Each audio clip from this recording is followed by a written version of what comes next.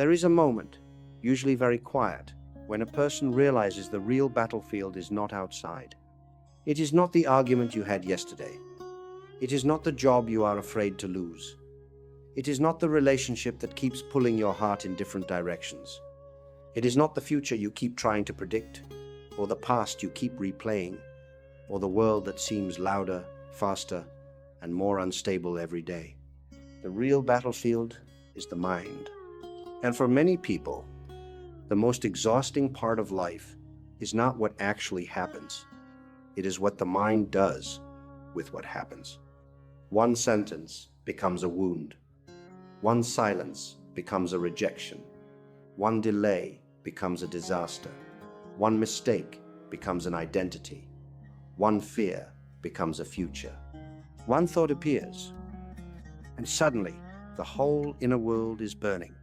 You can be lying safely in your bed, and yet the mind can make you feel like you are standing in the middle of a war. You can be surrounded by people, and yet the mind can make you feel abandoned.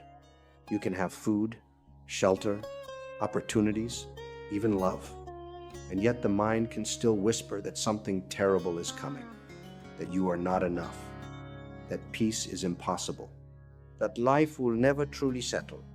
And perhaps the most painful part is this. You know, somewhere inside, that most of these thoughts are not helping you. You know that overthinking does not solve everything. You know that fear does not protect you as much as it pretends to. You know that replaying the past does not change it, and rehearsing the future does not control it. But knowing this does not always stop the mind. The mind keeps moving. It keeps producing images, doubts, memories, cravings, worries, comparisons, expectations. It argues with reality. It chases pleasure. It resists pain. It builds stories. It destroys them. It wants to be safe, admired, certain, loved, successful, spiritually awakened, emotionally healed, and completely in control. And when it cannot have all of that, it suffers. So the question becomes very serious. How do you control the mind? Not in a superficial way. Not by forcing yourself to think positively for a few minutes. Not by pretending that fear does not exist. Not by escaping into distraction until the noise comes back again. But truly, deeply, spiritually. How do you live with a mind that can be both your greatest instrument and your most relentless enemy? This is not a new question. Thousands of years ago, on the battlefield of Kurukshetra, a warrior named Arjuna asked Krishna something very close to this. He was not sitting in a meditation room. He was not surrounded by silence and incense. He was standing between two armies, facing a crisis so overwhelming that his body trembled, his mouth dried, his strength disappeared, and his bow slipped from his hand. He was trained, he was powerful, he was respected, he knew his duty, and still his mind collapsed. This is important, because the Bhagavad Gita does not begin with a calm student asking a philosophical question. It begins with a human being breaking down under the weight of his own mind. Arjuna does not only fear the battle, he fears the consequences. He fears guilt. He fears loss. He fears choosing wrongly. He fears destroying what he loves. He fears living with himself after action. He fears the future so intensely that he becomes unable to act in the present. And in that moment, Krishna does not shame him. He does not say, "You are weak because your mind is disturbed." He does not say, "A spiritual person should not feel this." He does not dismiss the complexity of Arjuna's pain. Instead, Krishna teaches him how to see the mind, how to understand the mind, how to rise beyond the mind, and how to act from a deeper place than the mind. This is where the Gita becomes more than a scripture. It becomes a map of inner mastery.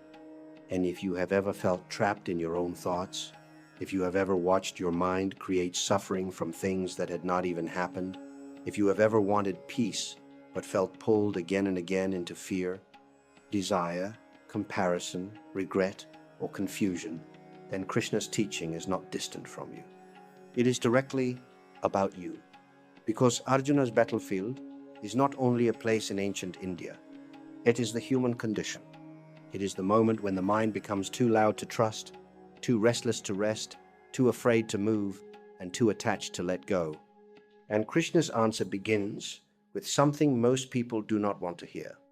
You cannot control the mind by obeying it. This sounds obvious, but it is the mistake most people make every day. The mind says, worry about this, and we worry. It says, replay that conversation, and we replay it. It says, compare yourself to them, and we compare. It says, you need this outcome to be okay, and we believe it. It says, you are your fear, and we identify with it. It says, if you could just control everything outside, then you would finally spend our lives trying. But a mind that is obeyed without discernment does not become peaceful. It becomes stronger in its restlessness. Every time you follow the mind blindly, you teach it that it is your master. Every time fear appears and you immediately organize your life around it, fear learns that it is in charge. Every time desire appears and you instantly chase it, desire learns that it owns you. Every time anger appears and you let it speak through you, anger learns that it has authority. Every time the mind says, this thought is reality, and you believe it without question, the mind's illusion deepens. So Krishna begins by changing Arjuna's relationship to his own inner world. He does not first give him a breathing technique. He does not first give him a ritual. He does not first tell him to silence every thought. He teaches him discernment, because the first step in controlling the mind is understanding that you are not the mind. This is one of the most powerful spiritual teachings in the Bhagavad Gita. Krishna tells Arjuna that the true self, the Atman, is not born and does not die. It is not destroyed when the body is destroyed. It is not burned by fire, cut by weapons, dried by wind, or drowned by water. It is eternal, subtle, steady, and beyond the changing field of material experience. At first, this may sound like a teaching about death, but it is also a teaching about the mind, because if the true self is eternal awareness, then the thoughts passing through the mind are not the final truth of who you are. Your fear is not you. Your anxiety is not you. Your craving is not you. Your anger is not you. Your shame is not you. Your mental noise is not you. These things arise in your awareness. They move through the field of your experience. They affect the body, influence emotions, color perception, and sometimes feel incredibly powerful. But they are not the deepest self. And the moment you begin to see this, even slightly, something changes. You no longer have to believe every thought simply because it appears. You no longer have to become every emotion simply because it is intense. You no longer have to let the mind define reality without consulting the deeper intelligence within you. This is why Krishna does not tell Arjuna, your thoughts are evil. He tells him, in essence, your thoughts are not the whole of you, and this distinction is the doorway to freedom, because most suffering becomes heavier when we identify with it.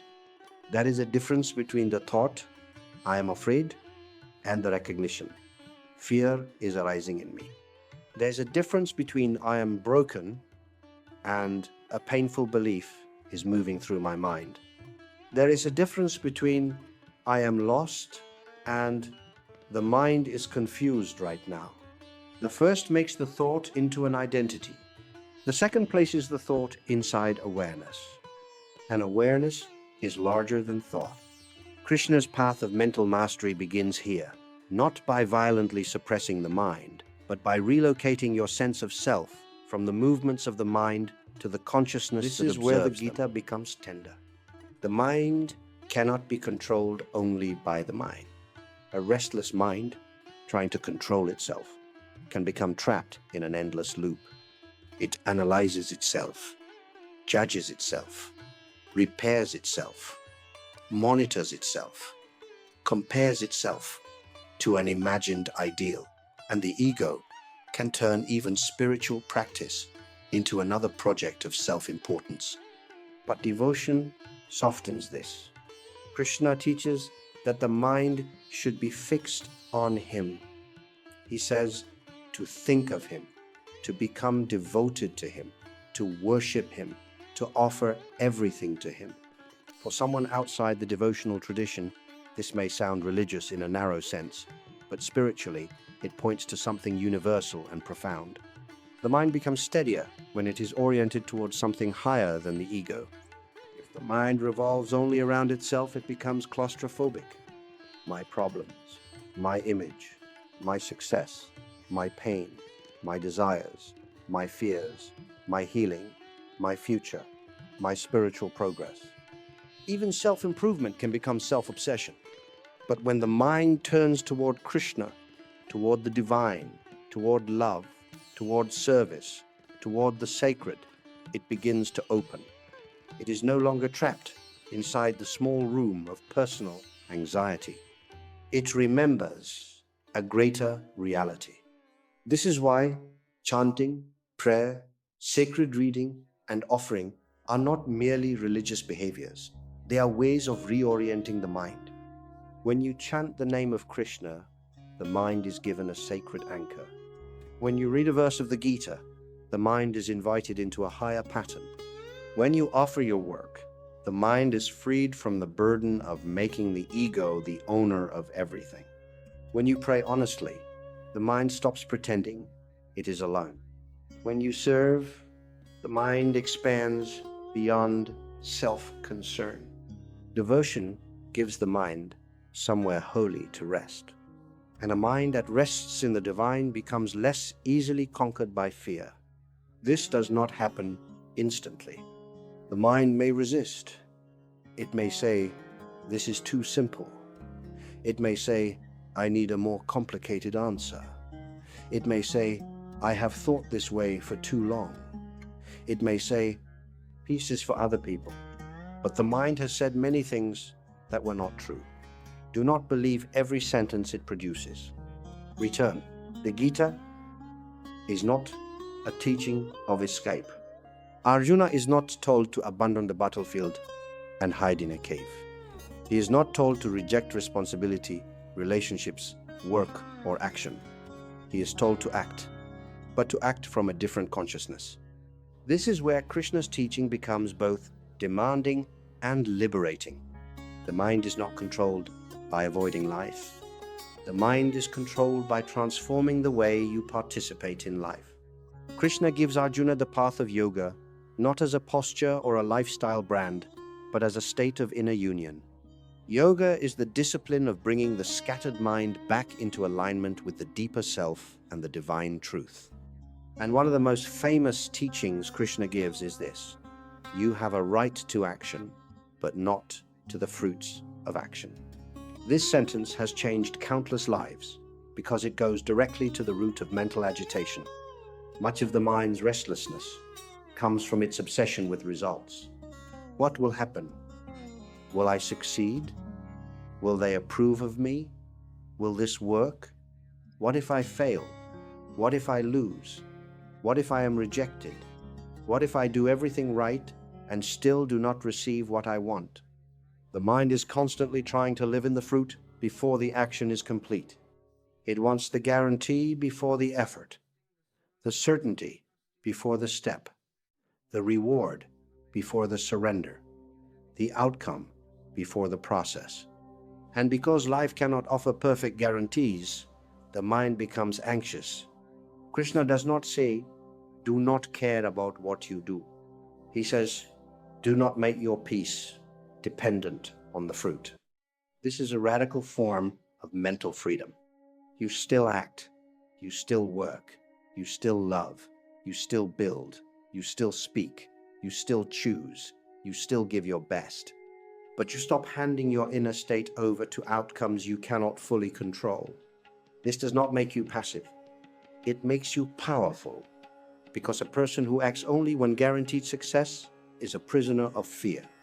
A person who can act with sincerity discipline, and devotion, without being internally destroyed by results, has become inwardly strong. This is karma yoga. It is action without bondage. It is work without slavery to approval. It is effort without spiritual panic. It is doing what must be done while offering the fruits to something higher than the ego. And this is one of the most practical ways to control the mind. When the mind begins to obsess over the result, return it to the action. When it begins to ask, what if this does not work? Return it to, what is mine to do now? When it begins to demand certainty, return it to sincerity. When it begins to crave recognition, return it to service. When it begins to tremble before the future, return it to Dharma. Dharma is not always easy to translate. It can mean duty, truth, right action, inner law, the path aligned with your nature and with the order of life. But, in a practical sense, Dharma is the answer to a powerful question. What is the right thing to do from the deepest place I can access? Not what is easiest. Not what protects the ego. Not what satisfies fear. Not what guarantees applause. But what is true.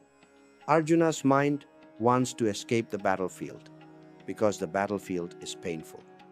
Krishna does not tell him to ignore the pain, but he reminds him that avoiding pain is not the same as living truth. This matters deeply for us because the uncontrolled mind often disguises avoidance as wisdom. It says, do not act because you might fail. It says, do not love because you might be hurt. It says, do not speak the truth because someone might reject you. It says, do not begin because you are not ready. It says, do not commit because the future is uncertain. And sometimes we call this caution. Sometimes we call it intuition. Sometimes we call it being realistic. And this word is often misunderstood. Detachment does not mean you do not care. It does not mean emotional coldness. It does not mean withdrawing from love, responsibility, beauty, or effort.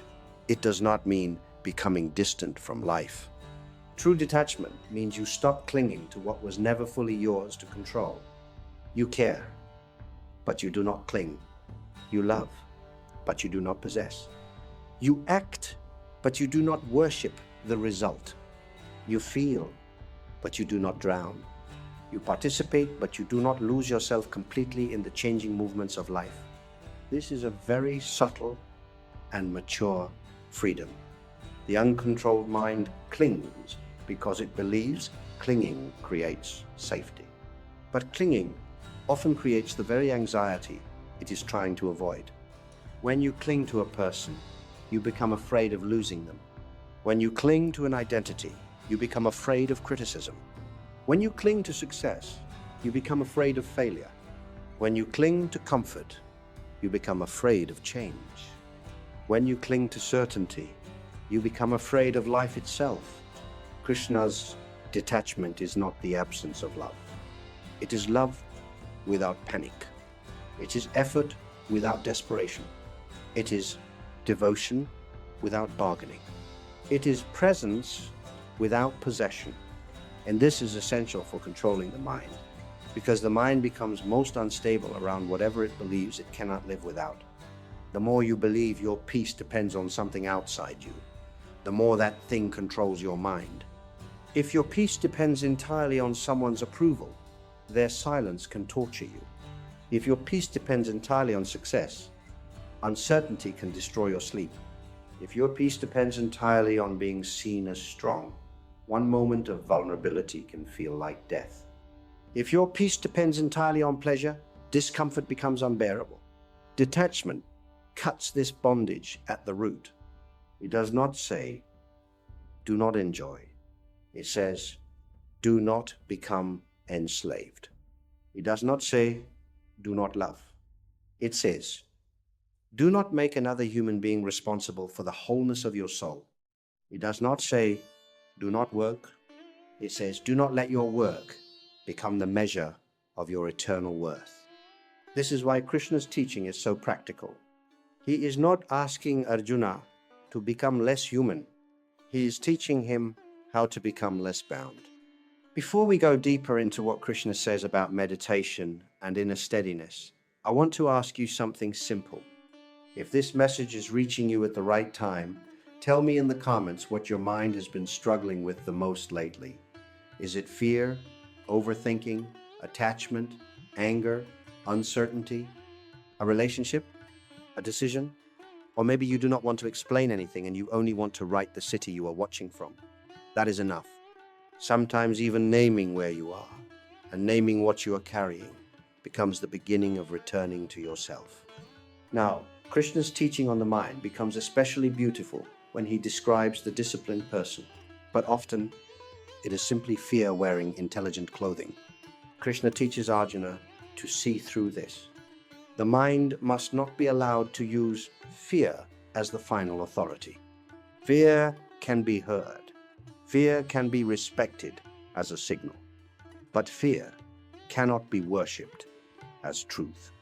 To control the mind according to Krishna is to stop letting fear decide your dharma. This does not mean reckless action. It means aligned action.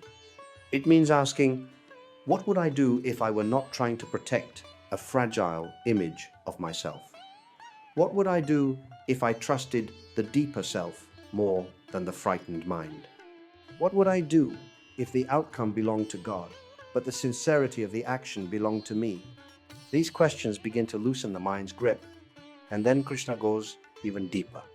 He tells Arjuna that the mind is restless, turbulent, strong, and difficult to control. This is important because Krishna does not romanticize the process. Even Arjuna says that the mind seems harder to control than the wind. Anyone who has tried to meditate honestly understands this. You sit down, you close your eyes, you decide to be peaceful, and within seconds the mind has opened 10 doors. One thought about the body, one thought about an old conversation, one thought about money, one thought about someone who hurt you, one thought about what you should have said, one thought about whether you are doing meditation correctly, one thought about why you cannot stop thinking. And then frustration begins. The mind becomes disturbed by the fact that the mind is disturbed. But Krishna's response is deeply compassionate and practical.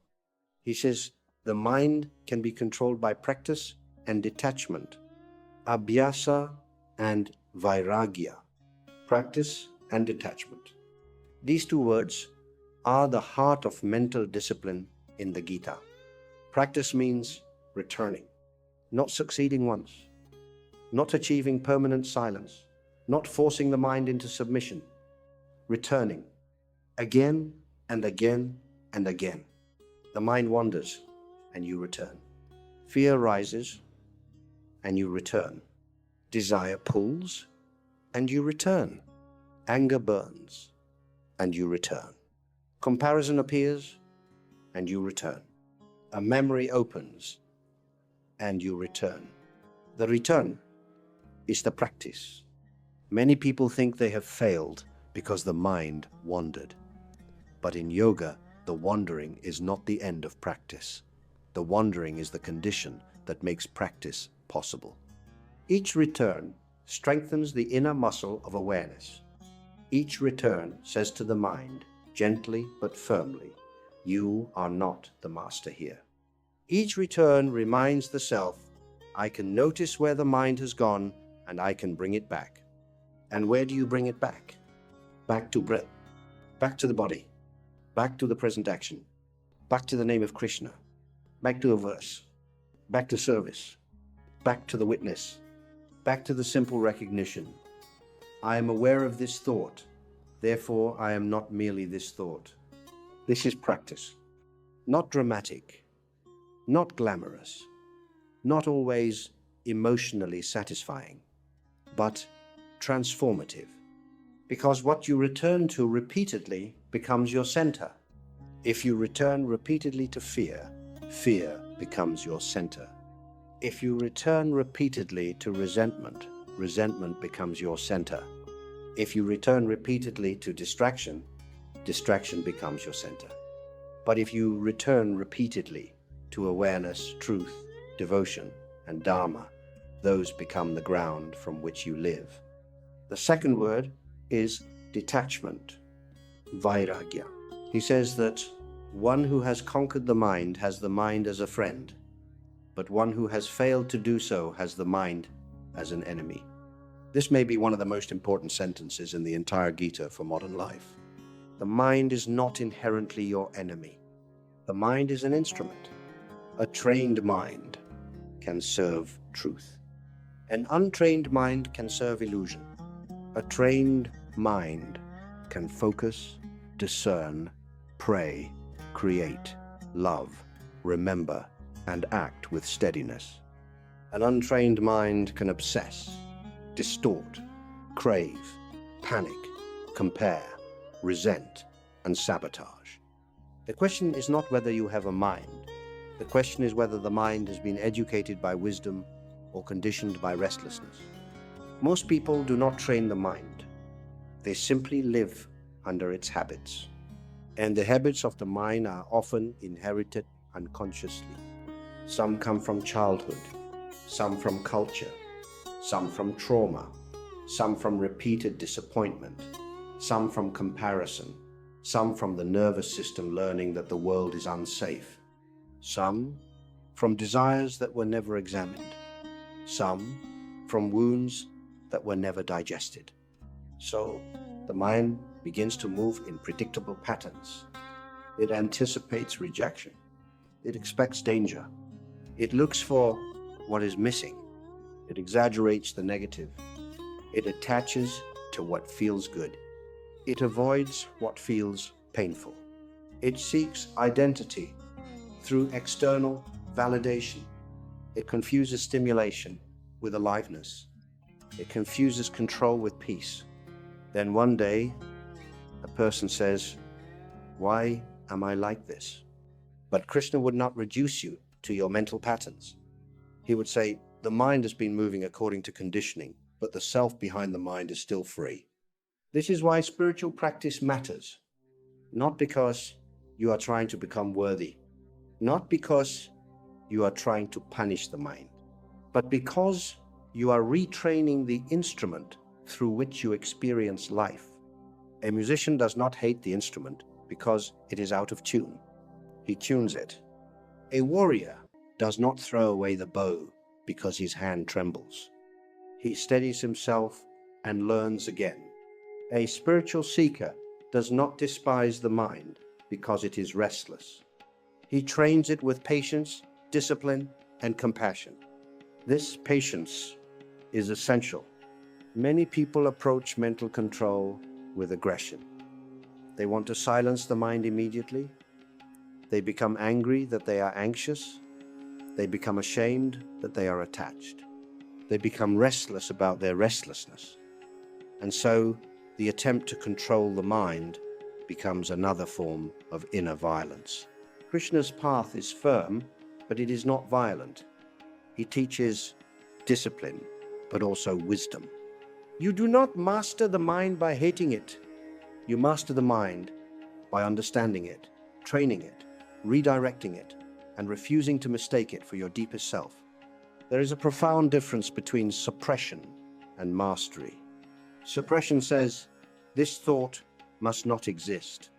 Mastery says, this thought may arise, but it does not command me. Suppression creates tension. Mastery creates space. Suppression is afraid of the mind. Mastery sees the mind clearly. Suppression pushes thoughts into the shadow. Mastery allows thoughts to be seen without being obeyed. This is why a calm person is not someone who has no thoughts. A calm person is someone who is not dragged helplessly by every thought. A steady person is not someone who never feels fear.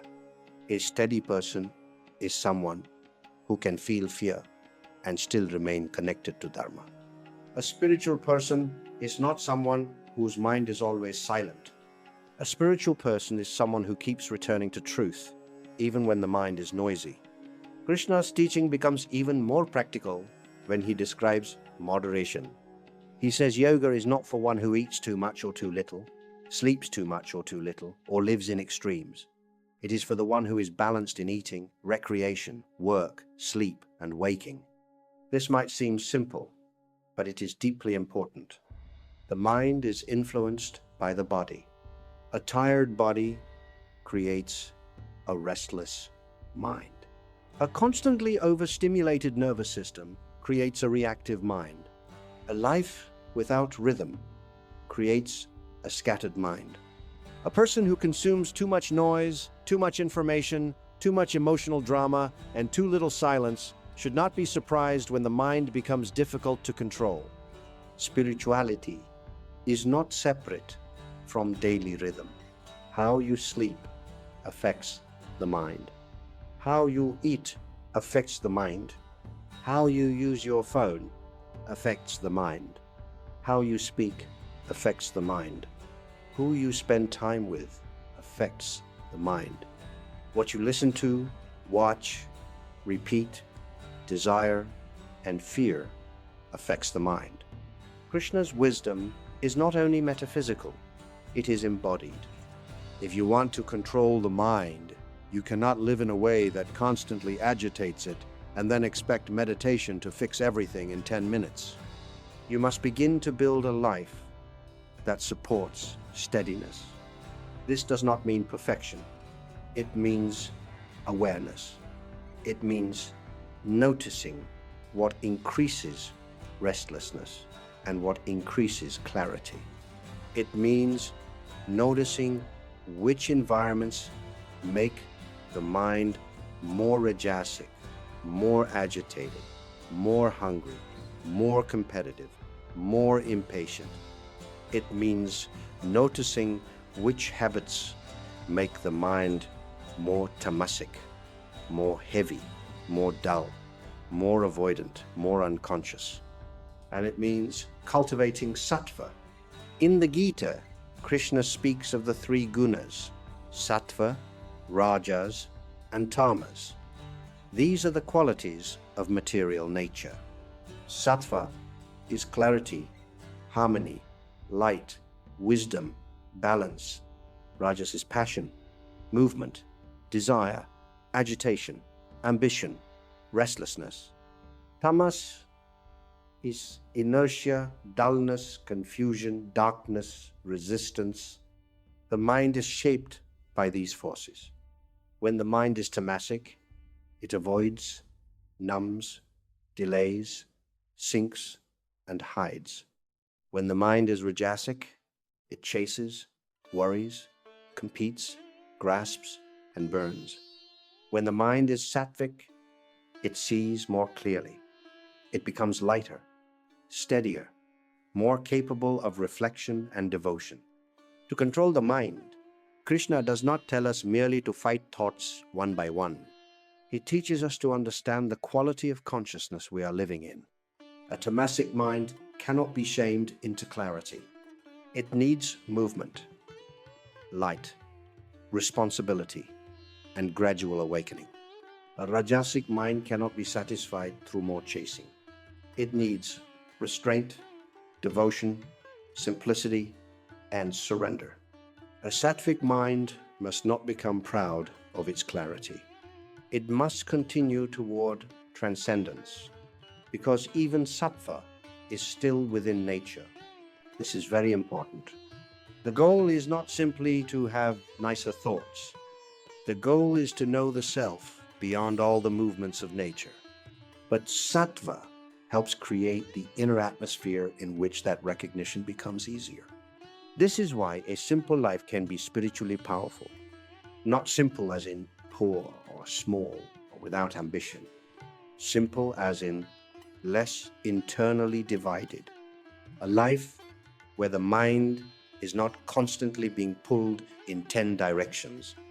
A life where your attention is not entirely owned by noise. A life where there is space to remember God, space to breathe, space to reflect before reacting, space to ask, what is true here? Space to hear the quiet voice beneath the loud mind. Because Krishna's teaching on mind control is not merely about self-discipline. It is also about devotion. This is where the Gita becomes tender. The mind cannot be controlled only by the mind. A restless mind, trying to control itself, can become trapped in an endless loop.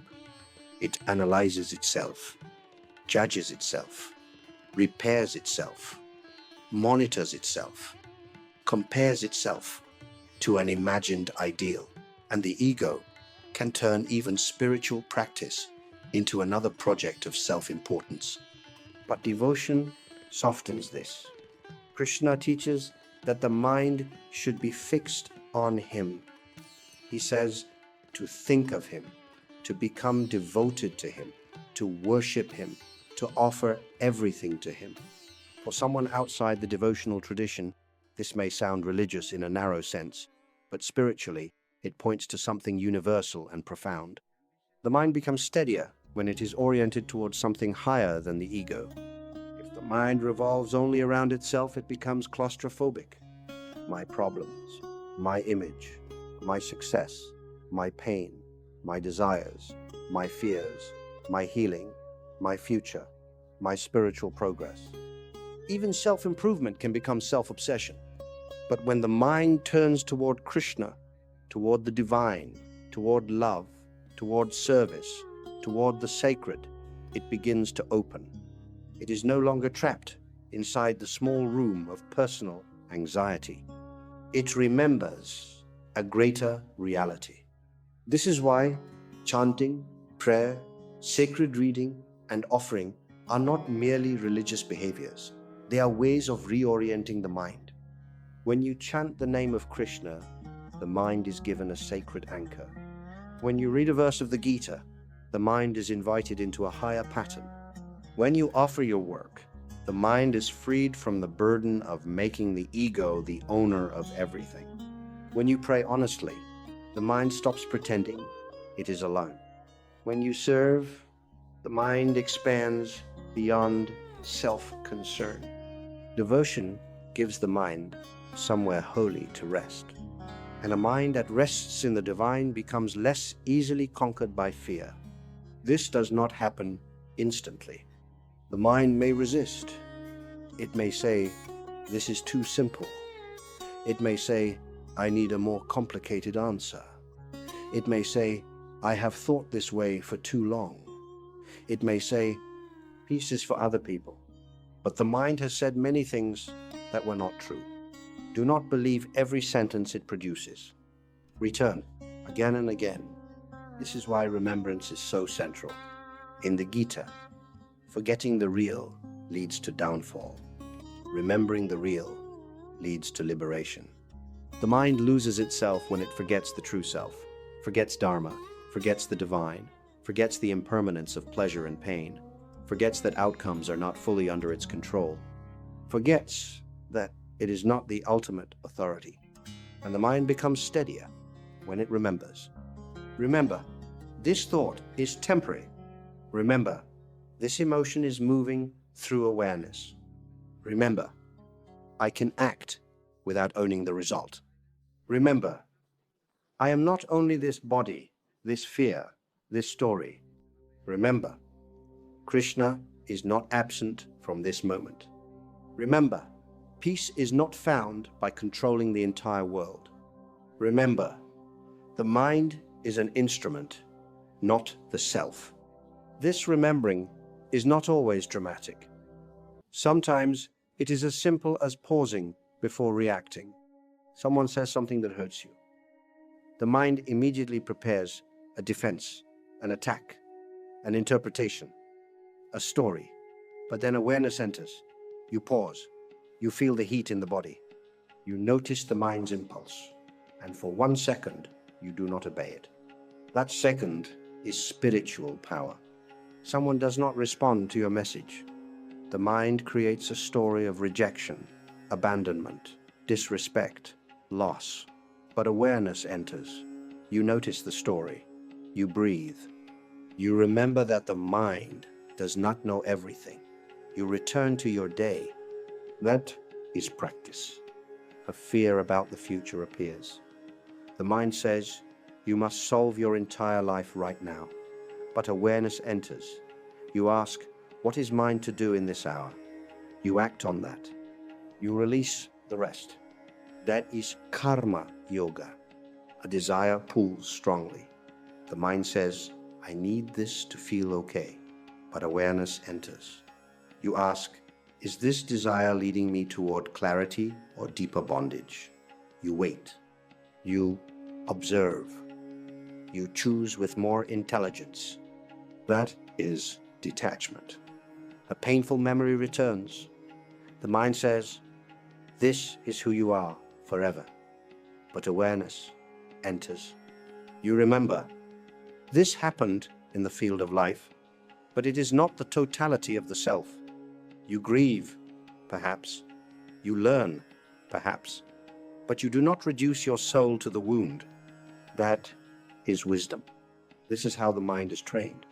Not only on a meditation cushion, in traffic, in conversations, in disappointment, in temptation, in work, in loneliness, in success, in failure.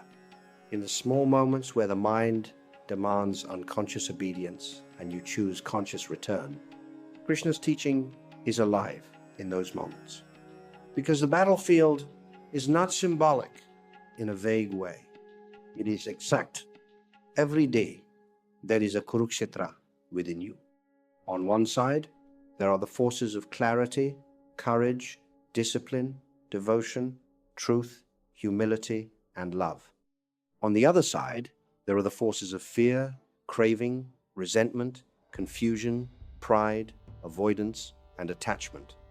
And between them stands your awareness, being asked to choose. This is not about becoming perfect. Arjuna was not perfect. He was sincere. That is more important. He was willing to stop pretending he knew everything. He was willing to admit confusion. He was willing to ask for guidance. He was willing to listen. And eventually, he was willing to act. Maybe this is where mental mastery begins for us too. Not with confidence, but with honesty. Not with silence, but with the courage to see how noisy the mind has become. Not with control as domination, but with surrender as alignment. This word surrender can be difficult. Many people hear surrender and think it means giving up. But in the Gita, surrender is not collapse. Surrender is the release of false ownership. It is the recognition that the ego was never strong enough to carry the entire universe by itself. It is the moment the mind stops pretending it must control every outcome, understand every event, secure every future, and protect every image. It is not weakness, it is relief. When Krishna asks Arjuna to surrender, he is not asking him to become passive. He is asking him to come into relationship with the divine ground of reality, to trust a wisdom deeper than the frightened mind, to act from devotion rather than panic. This is one of the greatest secrets of controlling the mind. The mind becomes wild when it believes everything depends on it. It becomes softer when it remembers it is held by something greater.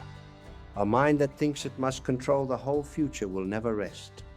A mind that can offer the future to Krishna can act in the present with more steadiness. A mind that thinks it must be loved by everyone will never rest. A mind that rests in divine love can meet human relationships with less desperation. A mind that thinks it must never fail will never rest. A mind that offers success and failure to God can learn, adjust, and continue. Surrender does not remove responsibility. It removes the illusion that responsibility means total control. This distinction can change a life. You are responsible for your sincerity. You are responsible for your effort. You are responsible for your choices. You are responsible for the quality of attention you cultivate. You are responsible for returning when the mind wanders, but you are not responsible for controlling every result, every person, every event, every judgment, every future condition.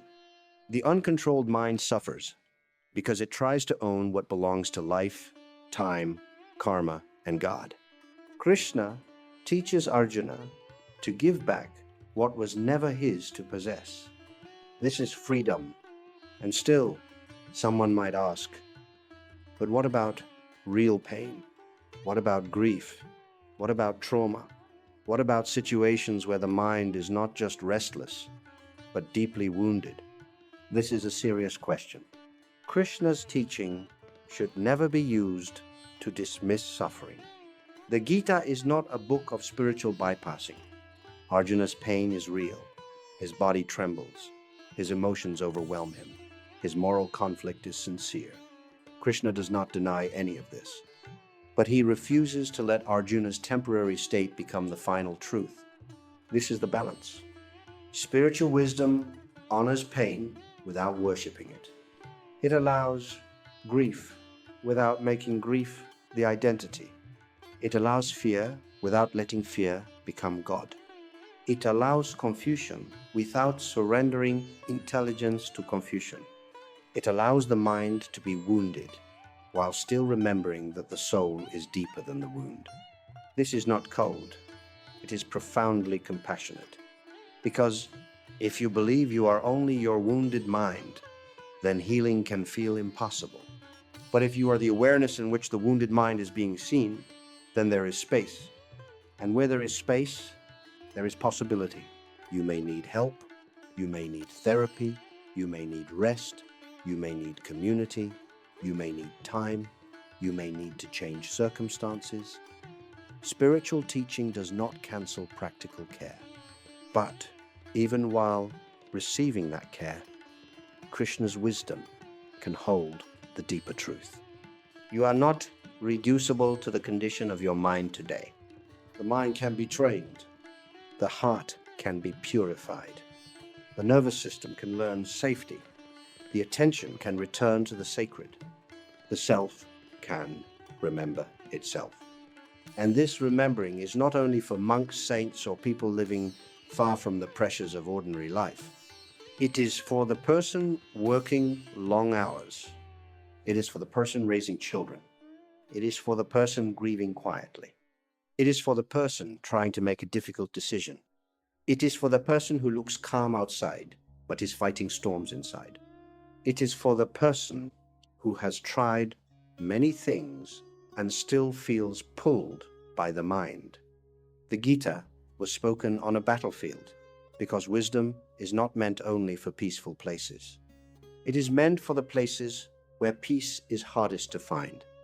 So, how do you begin? You begin very simply. First, observe the mind.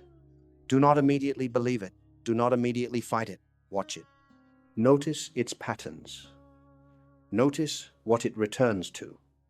Notice what it fears. Notice what it wants. Notice what it exaggerates. Notice what it avoids. Notice the stories it repeats so often that they feel like truth. Observation weakens unconsciousness.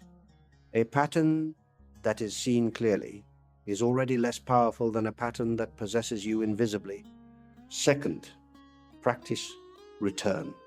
Choose an anchor, the breath, a mantra, the name of Krishna, a verse from the Gita, a simple remembrance.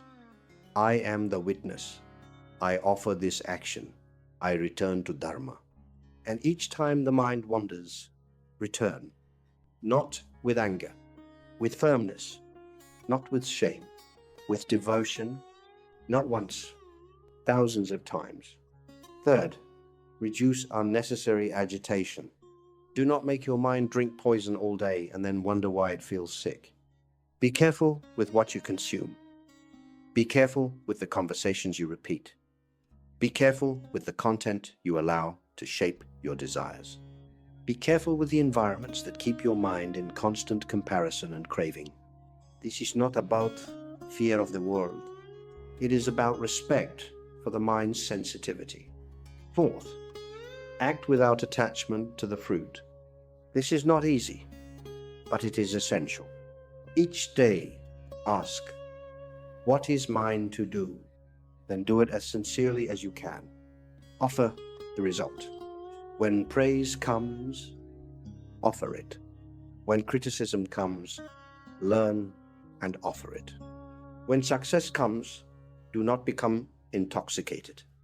When failure comes, do not collapse. Return to action. Return to Dharma. Return to the self beyond outcome. Fifth, cultivate devotion. Let the mind have a sacred direction. Think of Krishna not only as a figure from the past, but as the presence of divine wisdom speaking in the chariot of your own inner crisis. When the mind is restless, remember him. When you are afraid, offer the fear. When you are confused, ask inwardly for guidance. When you work, offer the work. When you rest, offer the rest. When you fail, offer the failure. When you love, let love become worship rather than possession. A mind given to the divine becomes less available to chaos. This does not mean you will never struggle again. It means struggle will no longer be the only thing you know. There will begin to be another presence underneath it, a quiet center, a witnessing space, a remembered truth, a sense that even when the mind is moving, something deeper is still. This is the beginning of mastery, not a mind that never moves, a self that is not lost every time the mind moves. Krishna gives a beautiful image of the steady mind. He describes the yogi as a lamp in a windless place whose flame does not flicker. Imagine a flame, steady, luminous, upright. Not because the world has disappeared, not because life has become empty of challenge, but because the inner space has become protected from unnecessary winds. Most of us live like a flame in a storm. Every opinion moves us. Every uncertainty shakes us. Every desire pulls us. Every fear bends us. Every memory darkens us. Every outcome determines us. But Krishna says another way is possible.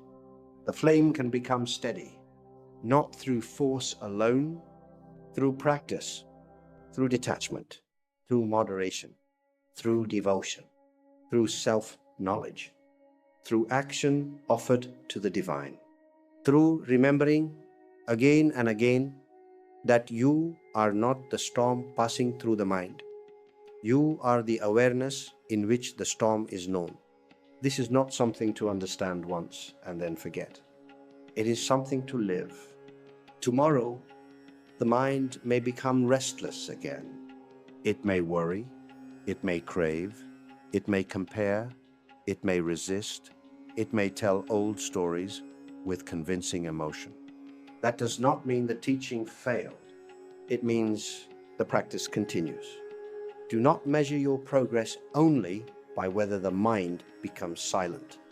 Measure it by how quickly you remember. How quickly do you notice when fear has taken the throne?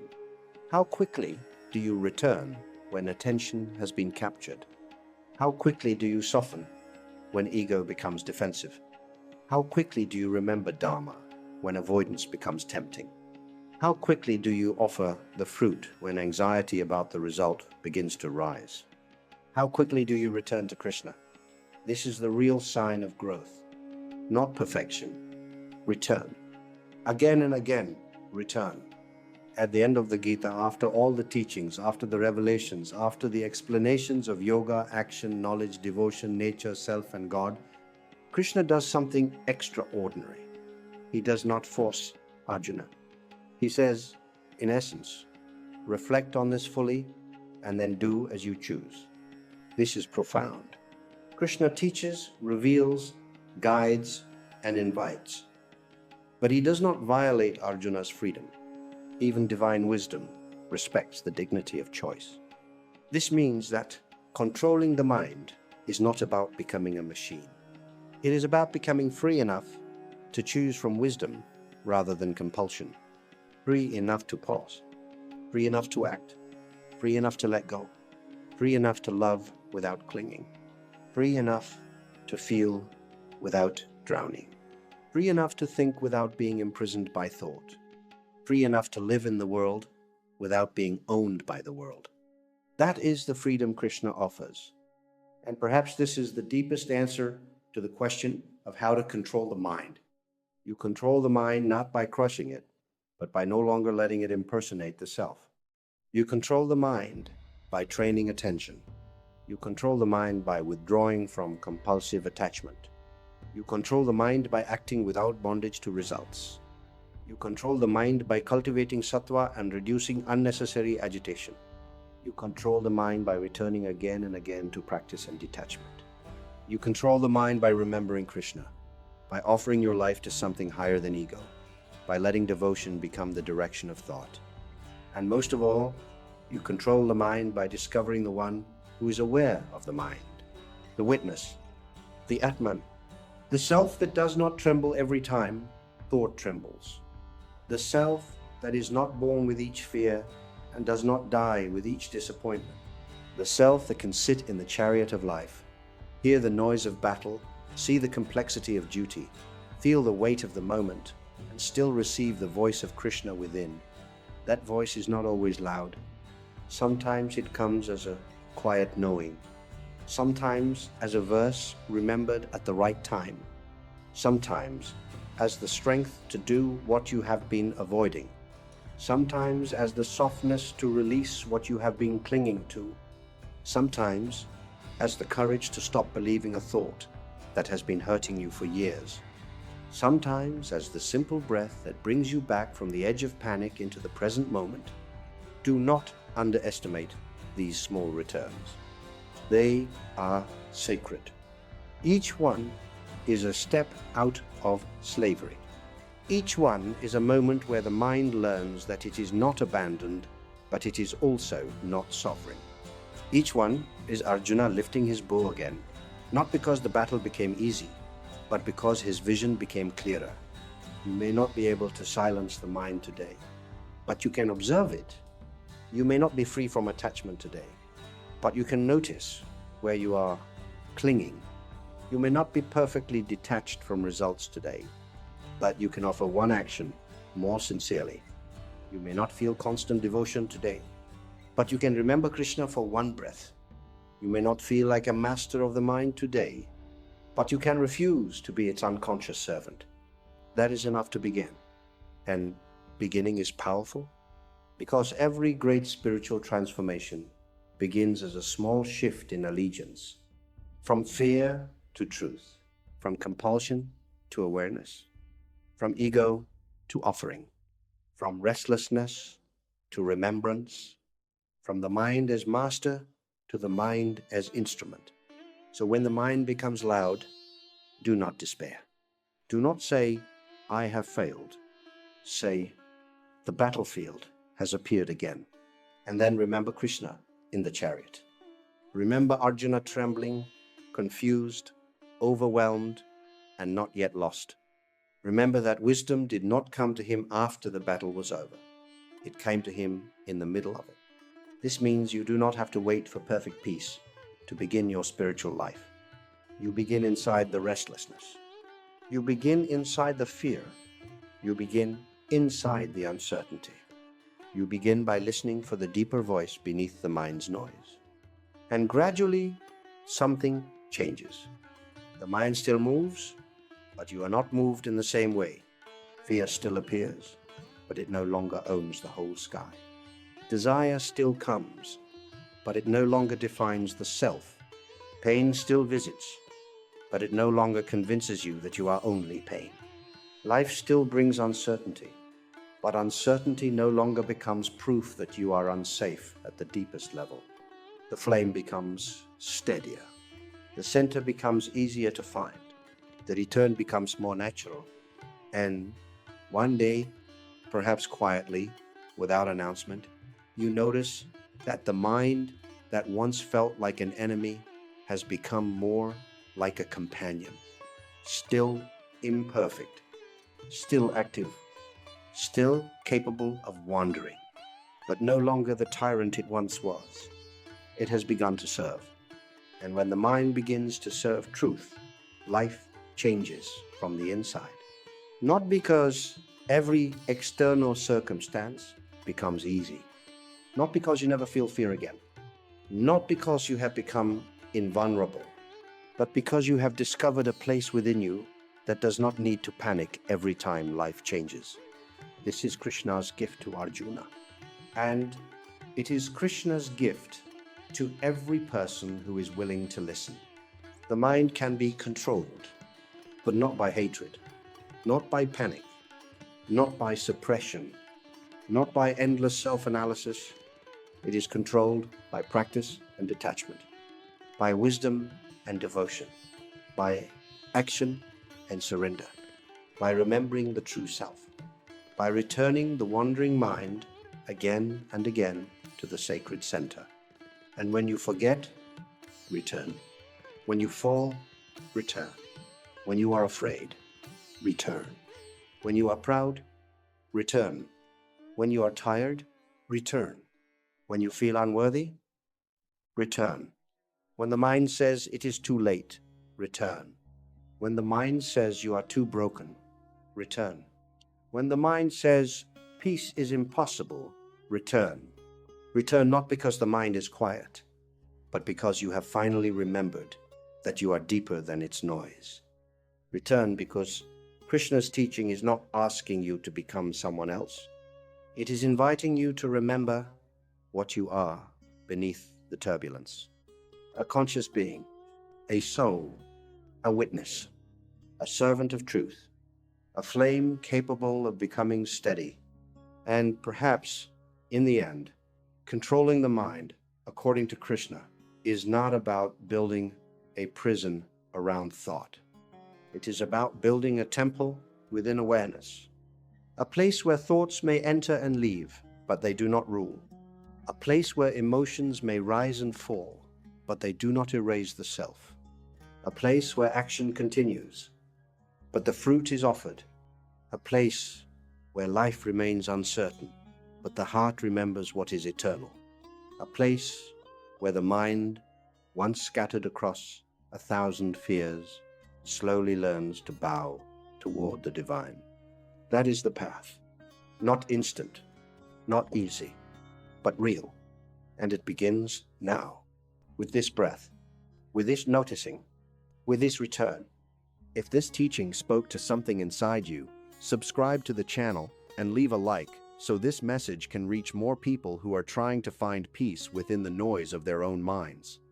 There are many more teachings from Krishna and the Bhagavad Gita that can help us understand anxiety, purpose, attachment, discipline, surrender, and the deeper meaning of life. But for today, remember this. The mind may be restless like the wind, but you are not the wind. You are the awareness that can learn to stand steady while the wind passes. You are the one who can return. And every time you return to truth, to Dharma, to devotion, to Krishna, the mind becomes a little less wild, a little less fearful, a little less alone, until slowly, patiently, beautifully, it becomes what it was always meant to be. Not your enemy, your instrument, not your prison, your offering, not the master of your life,